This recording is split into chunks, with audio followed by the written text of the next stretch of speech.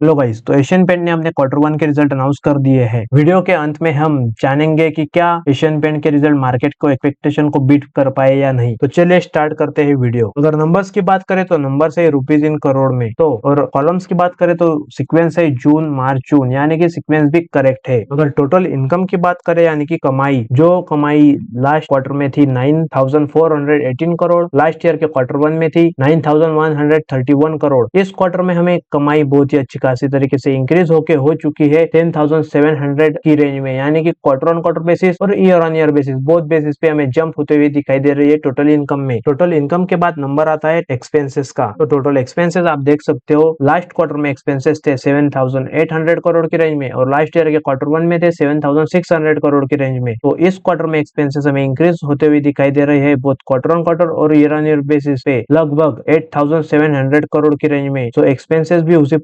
Proportionate में increase हो चुके हैं। सो अगर इनकम माइनस एक्सपेंस करेंगे तो हमें मिलेगा प्योर प्रॉफिट बिफोर टैक्स, यानी कि ये वाला नंबर 9 नंबर का कॉलम। अगर प्रॉफिट बिफोर टैक्स की बात करें तो लास्ट क्वार्टर में था 1,600 करोड़ और लास्ट ईयर के क्वार्टर वन में था 1,500 करोड़, जो कि हमें इस क्वार्टर में इंक्रीज होते हुए दिखाई दे रहा है 2,095 करोड़, यानी कि क्वार्टर ऑन क्वार्टर बेसिस और year on year basis both basis पे बहुत ही मैसिव जंप हमें प्रॉफिट बिफोर टैक्स में दिखाई दे रही है। बहुत ही बढ़िया रिजल्ट हम एशियन पेंट के बता सकते हैं। उसके बाद नंबर आता है टैक्सेस का। कट करने के बाद जो हमें प्रॉफिट मिलता है उसे कहते हैं प्रॉफिट फॉर द पीरियड, जो कि लास्ट क्वार्टर में था 1,185 करोड़, लास्ट ईयर के क्वार्टर वन में था 1,117 करोड़, जो कि इस क्वार्टर में मैसिवली इंक्रीज होकर हो चुका है 1,559 करोड़, यानी कि क्वार्टर ऑन क्वार्टर बेसिस और year on year basis both basis पे हमें प्रॉफिट आफ्टर टैक्स में भी बढ़िया जंप होते हुए दिखाई दे रही है। उसके बाद अगर देखें ईपीएस यानी कि अर्निंग पर शेयर, जो कि है इस क्वार्टर के लिए 16.06, लास्ट क्वार्टर में था 12.23 और लास्ट ईयर के क्वार्टर में था 11.47। तो ईपीएस भी हमें अच्छी खासी तरीके से इंक्रीज होते हुए दिखाई दे रहा है both quarter on quarter basis और ईयर ऑन ईयर बेसिस। तो इसके बाद चलिए देखते हैं क्या एशियन पेंट के नंबर ने जो मार्केट के एक्सपेक्टेशन थे उसको बीट कर पाए या नहीं। सो मार्केट के एक्सपेक्टेशन के नंबर मैंने ओपन कर लिए हैं। अगर रेवेन्यू की बात करें तो एक्सपेक्टेड रेवेन्यू था 10,100 करोड़ की रेंज में, लेकिन एक्चुअल रिपोर्ट हुआ 10,500 के रेंज में, यानी कि मार्केट के